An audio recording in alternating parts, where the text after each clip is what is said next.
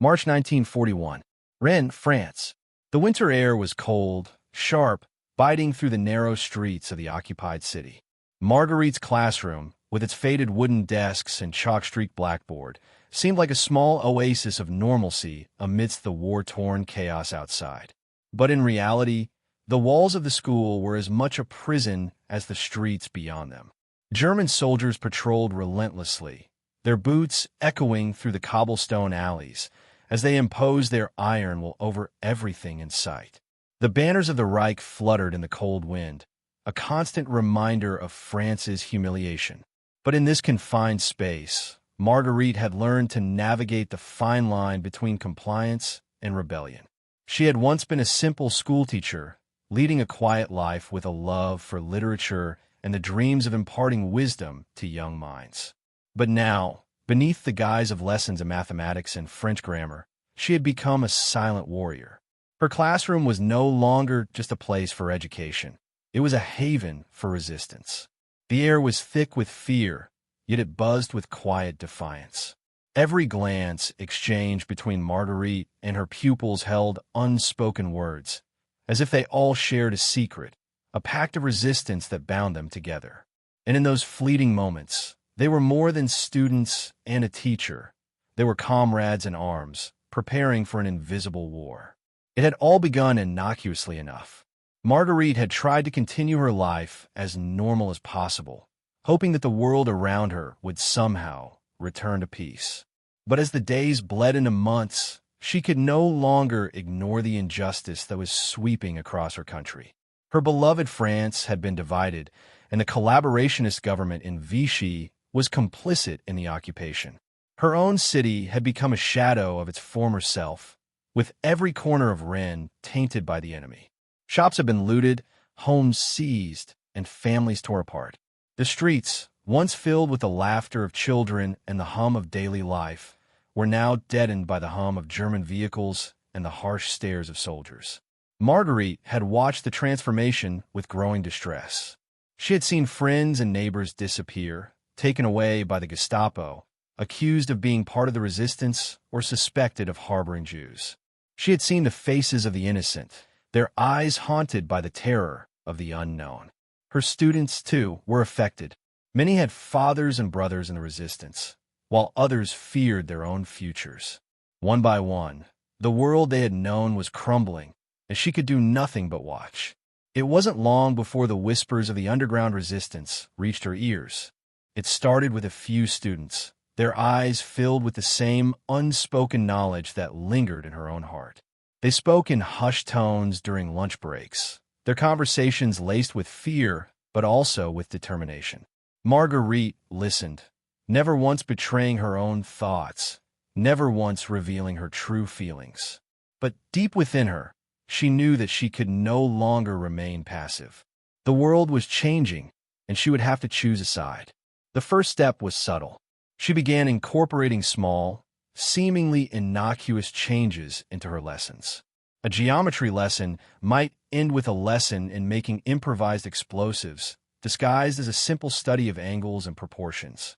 The history of France was retold with a focus on resistance movements, hiding real-world knowledge behind the veil of curriculum. A chemistry lesson became a lesson in creating smoke bombs, masked as harmless experiments with everyday materials. It was all designed to be subtle, to give her students the knowledge they would need without ever letting the German soldiers catch on. The chalkboard became her weapon, the lessons her strategy. Marguerite was not teaching children how to recite poetry or read stories. She was teaching them how to fight back, how to stand against the tide of oppression that threatened to engulf them all. Her actions did not go unnoticed. It was only a matter of time before the occupying forces began to suspect something was amiss. The Germans were methodical, their intelligence network vast, but even they could not have anticipated the ingenuity of a schoolteacher whose loyalty lay with her people, not with the invaders. Marguerite was careful, always looking over her shoulder, always aware of the slightest shift in the atmosphere. She spoke little, but her eyes were always watching, always taking in the smallest of details. She knew that any misstep could cost her, or worse, cost the lives of those who trusted her. The first time Marguerite was truly tested came one afternoon in the spring of 1941. A young boy, Henri, had been caught with a leaflet promoting the resistance movement. The German soldiers were unforgiving, and Henri was dragged into the street, his fate sealed in the hands of those who held the power. Marguerite's heart pounded as she watched from her classroom window, her mind racing. She had heard of such arrests before, but this one was different. This was her student, her responsibility. He had been one of the first to approach her with the stories of the underground fighters. He had shown the courage to speak out, and now he would pay the price. In a move born of sheer instinct, Marguerite ran out of the classroom and into the street, her pulse racing. She had no plan, no clear path ahead, but she knew she had to act before it was too late. As she approached the soldiers, her mind was a blur, but her actions were deliberate. She called out to Henri, distracting the soldiers just long enough for him to slip away into the crowd. The soldiers turned on her, their eyes narrowing, but she held her ground. She knew she had made a dangerous gamble, but in that moment, all she could think of was saving the boy. They did not arrest her, not yet, but she knew it was only a matter of time before they would come for her. Her actions had been reckless, but they had saved Henri. She had put herself at risk for him, and now she would have to live with the consequences. The rest of the day passed in a haze. Her students, ever watchful, saw the shift in her demeanor. They understood the danger, the risk she had taken. But they also saw the courage in her, the quiet defiance that had stirred something deep within them.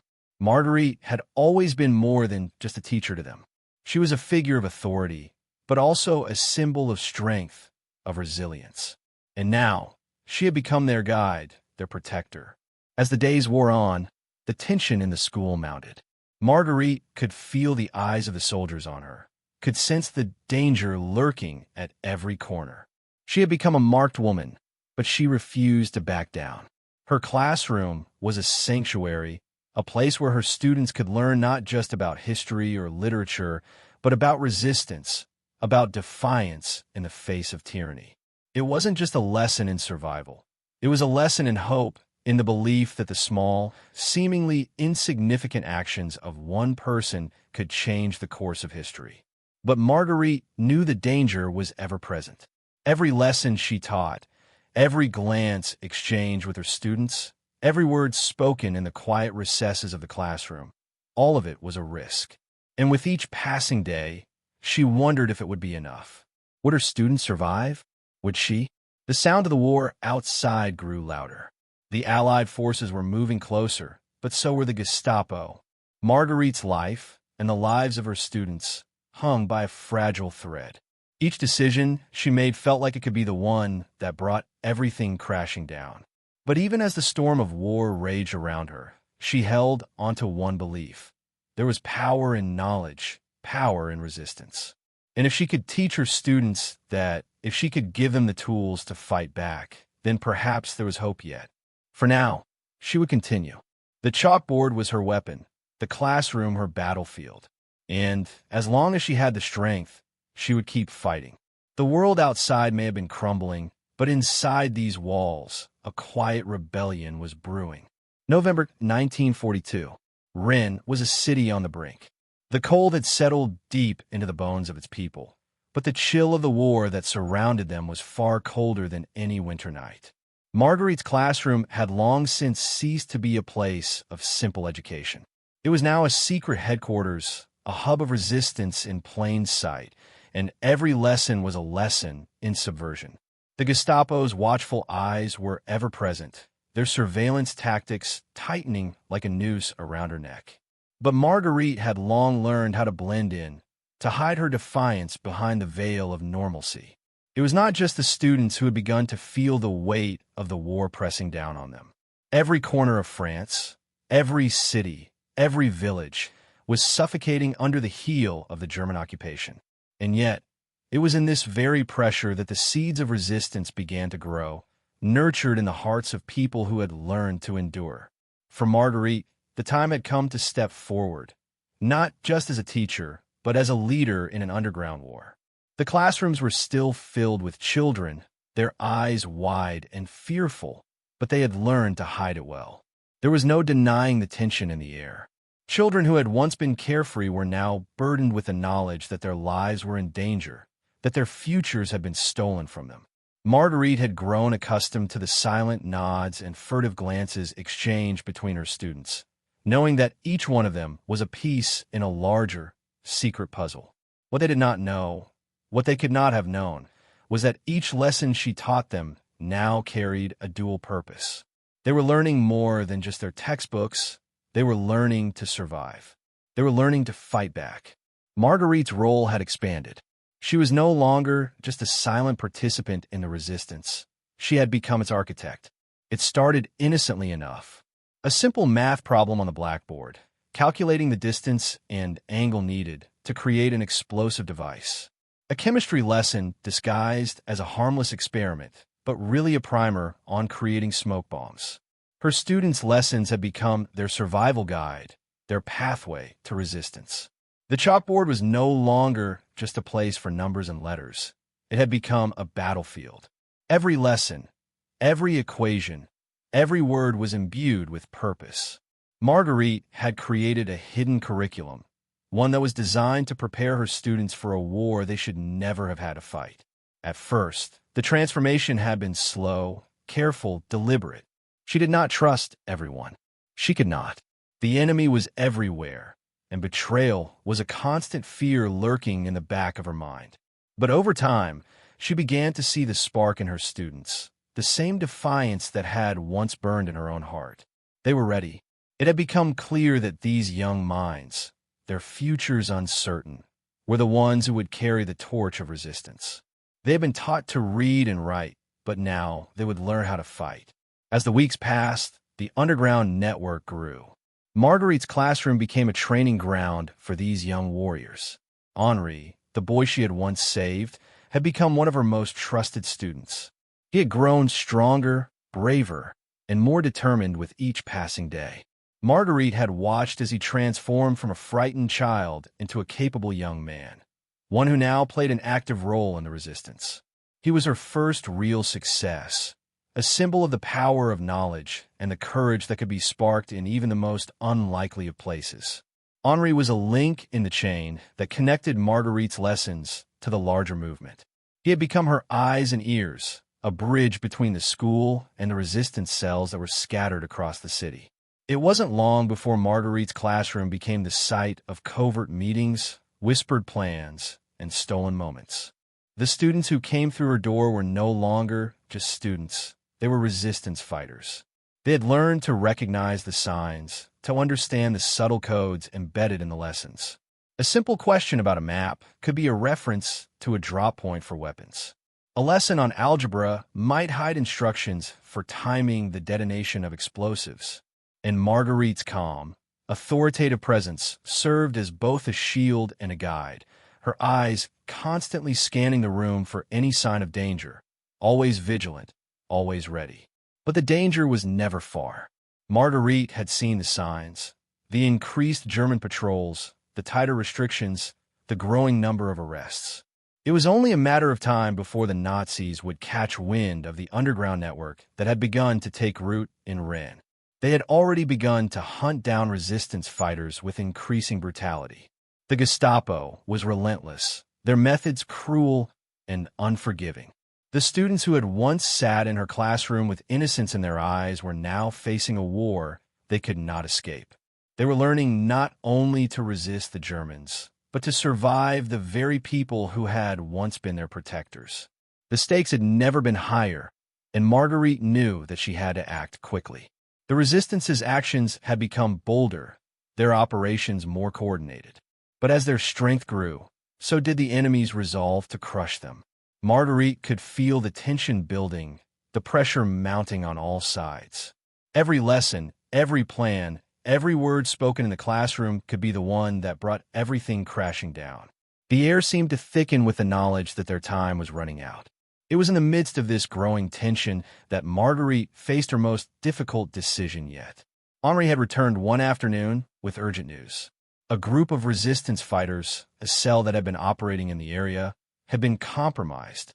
They were planning an attack on a German supply convoy, but the Gestapo had intercepted their communications. The plan had been foiled, and many of the fighters had been arrested. Henri had been contacted by a member of the cell who had escaped, asking for help. The resistance needed to regroup, to rebuild. But the Germans were closing in, and Marguerite knew that this was a moment that could change everything. She had no choice but to act. She quickly gathered a group of trusted students, including Henri, and set out to help the escaped resistance member. They moved quickly, quietly, always aware of the danger that lurked in every shadow. As they made their way through the streets of Rennes, Marguerite could feel the weight of the world pressing down on her. The city was no longer the familiar place she had once known. It had become a labyrinth of fear, a place where one wrong move could cost them everything. The escape was barely successful. They managed to get the resistance member to safety, but not without drawing the attention of the enemy. The Germans were everywhere now, their presence undeniable. Marguerite had seen firsthand how quickly things could unravel. The cost of defiance was high, and every step they took felt like a gamble. Yet, she could not turn back. To do so would be to surrender, to allow the occupying forces to take everything, the lives of her students, the freedom of her people, the future of her country. And so, she pressed on, even as the danger grew more real with each passing moment. By the end of the month, the classroom had become even more secretive. The students spoke less, their faces grim and determined.